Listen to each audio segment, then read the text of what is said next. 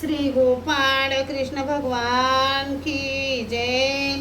लीळा number 136 चा उर्वरित भाग। रे नाईक म्हणाले, जी ताप आला त्यावेळेसच सर्वज्ञांना विनंती केली असती तर इतके दिवस कशाला तापाने दुःख भोगले असते।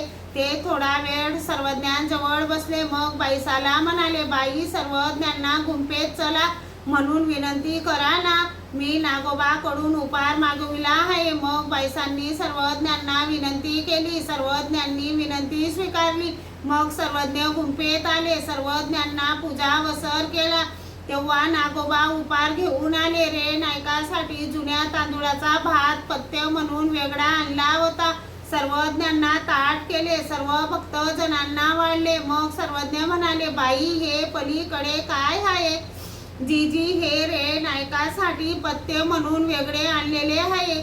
सर्वज्ञ म्हणाले, बाई हे राहू द्या, यांना सर्वांसारखेच वाढा। मग त्यांना सर्वांसारखेच वाढले। सर्वज्ञांचे जेवण झाले, गुन्हा केला, विडा घेतला, भक्तजनांनी हात धुतले। नंतर नागोबा भांडी घेऊन निघाले।